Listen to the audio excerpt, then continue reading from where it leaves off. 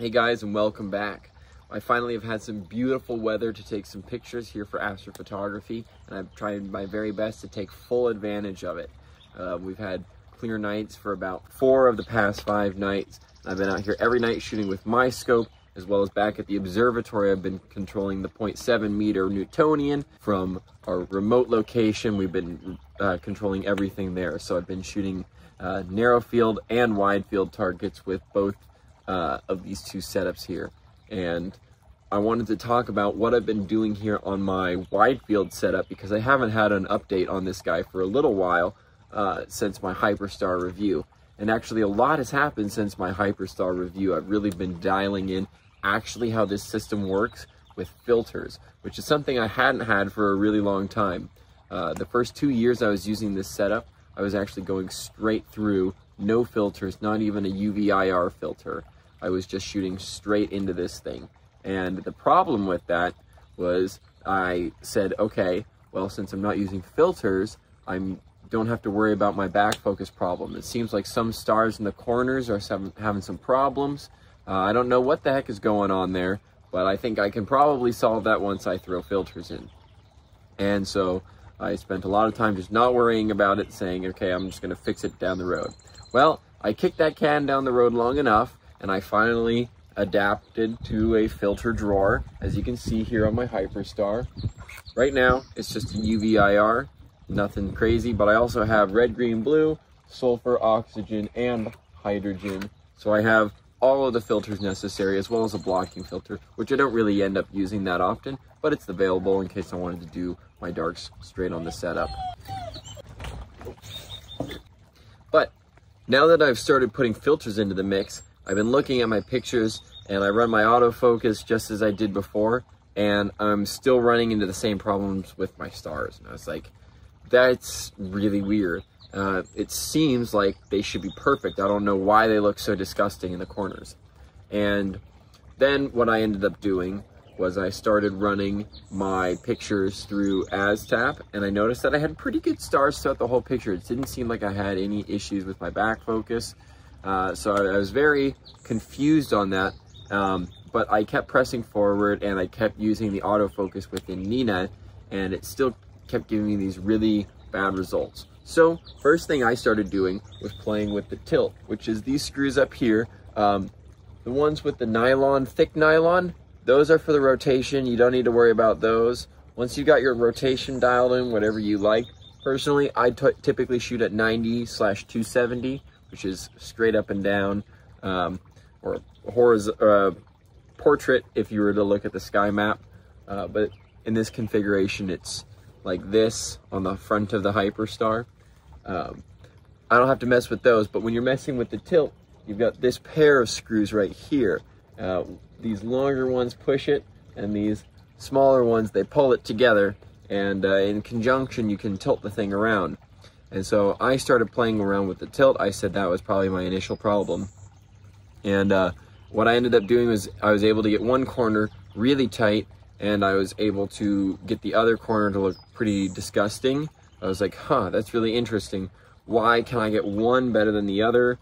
I'm gonna figure this out. So I'm gonna keep playing with the tilt, but I don't think that's really the whole story, because the other half of it involves this little guy right here, which is just a Batinov mask. This one was originally made by Farpoint Astro, but you can 3D print one of these guys yourself, no problem.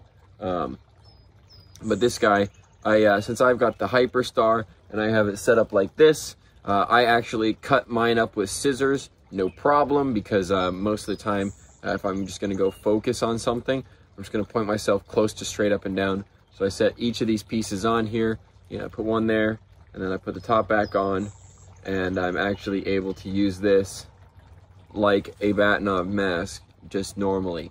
And this revealed to me that my focus point within Nina, my autofocus point, and my actual Batinov focus point are 2 different numbers, off by a significant amount for my setup right here with my motor focus cube made by Pegasus and my hyperstar C8 Edge HD. This setup, I have about 2,000 steps roughly of difference in my critical focus point that I'm getting between my Bat-Nav mask and my autofocus built into Nina.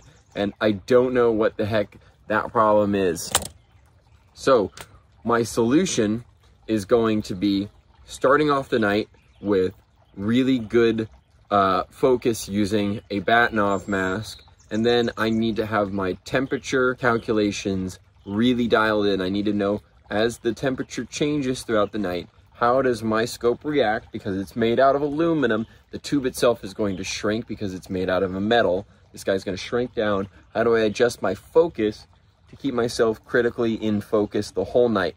Because I only get one chance to focus. That's when I initially set up my system. Because after that, I'm headed to bed. I got to get some sleep, you know. I can't spend all my time focusing on the system. I have to know that it's working properly. So my goal here is going to be getting my focus curves dialed in, my temperature, based on temperature. And then I get my formula set up saying, oh, you know, it's every degree Celsius is, say, 250 steps. And then I enter that number, and then I have that as a command built into my Nina advanced sequencer. It'll take care of me, no problem. And as the temperature drops, my focus point will change, and it'll keep me nice and perfectly in focus. If I had a carbon fiber tube, this wouldn't be a problem, but I was not smart enough to go out and get one of those carbon fiber Evolution Edge HDs, which are very nice, but I didn't want to spend that much money on one of these scopes.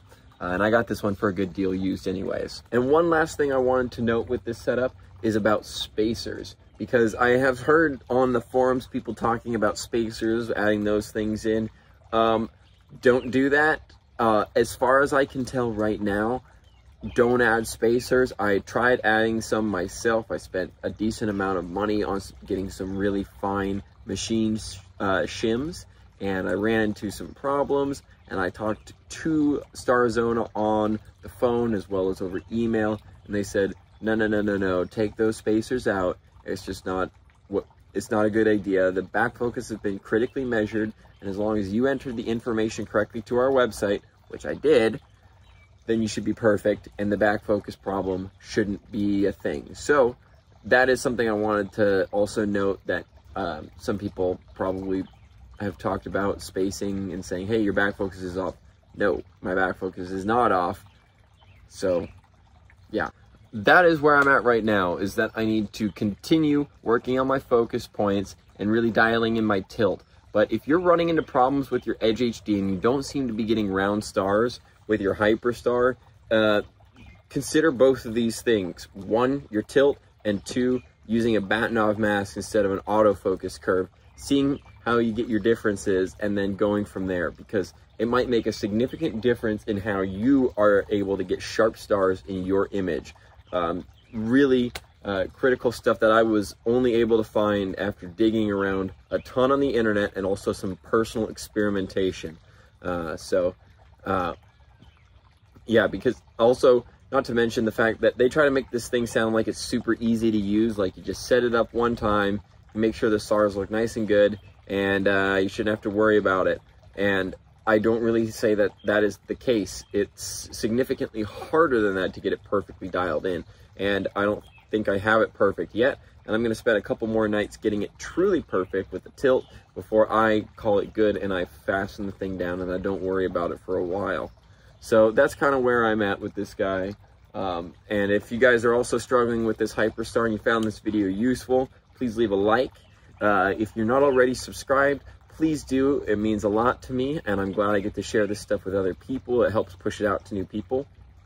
And please leave a comment if you have any questions or any suggestions on what I could do to improve this setup.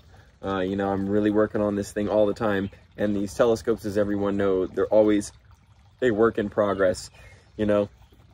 So if you have any suggestions, please let me know. And thank you so much for watching, you guys, and have a great rest of your day. Peace.